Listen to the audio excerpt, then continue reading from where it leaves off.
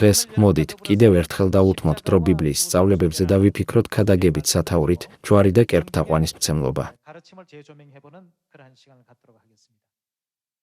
დიდი ხნის განმავლობაში ადამიანები ყოველთვის ფიქრობდნენ, ეკლესიას ჯვარი უნდა ჰქონდეს.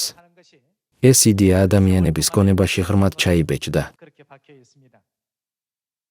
თუმცა, როდესაც ღვთის მიერ ბიბლიის მეშვეობით მოცემულ ჭეშმარიტების სიტყვებს განვიხილავთ, ბიბლია ჯვრის თაყვანისცემას კერპთაყვანისმცემლობად განსაზღვრავს.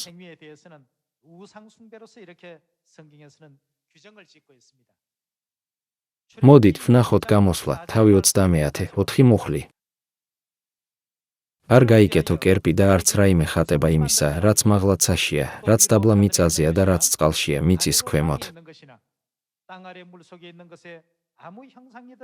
თაყვანი არც ცემათ და არც ემსახურო, რადგან მე ვარ უფალი, ღმერთი შენი, ღმერთი შურის მგებელი, რომელიც მამათა ცოდვას შვილებს მოუკითხავ, ჩემს მოძულეთა მესამე და მეოთხე თაობას.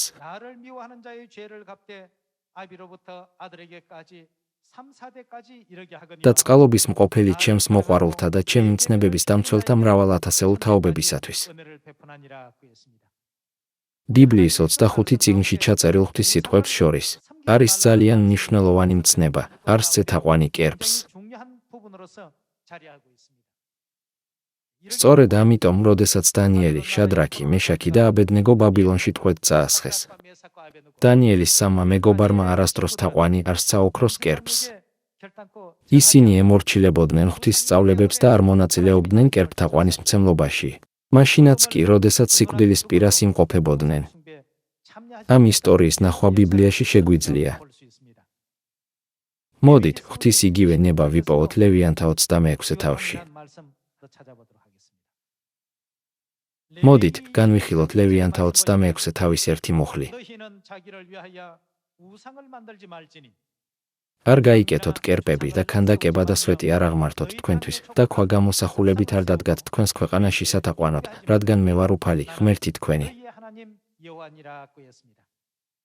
აქ ღმერთმა მკაცრად გაფრთხილება მისცა კანონში, ნუ თაყვანს სცემთ კერპებს, იქნება ეს ხატი, წმინდა ქვა თუ კვეთილი ქვა.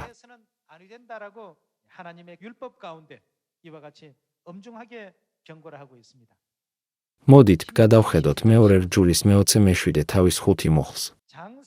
წყეული მციყოს ის კაცი, ვინც გააკეთოს ქანდაკი ან ჩამოსხმული კერპი, ხელოსნის ხელით ნაკეთები და დადგას ფარულად. და მიუგებს მთელი ერი და იტყვის და ამინ.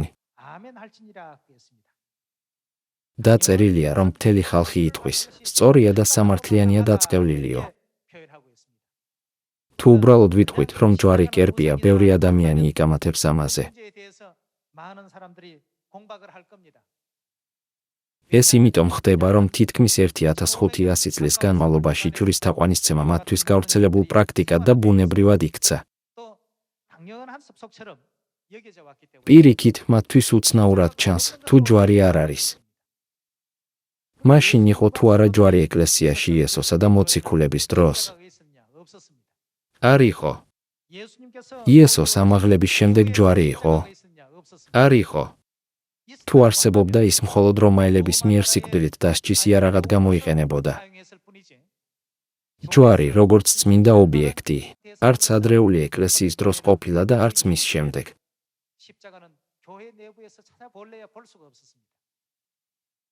თუმცა, როდესაც ეკლესია უფრო სეკულარული და კორუმპირებული გახდა, მან სხვა წარმართული რელიგიების წესჩვეულებების მიღება დაიწყო. საბოლოოდ, ეკლესიაში სხვა წარმართული რელიგიების დოქტრინები შემოვიდა.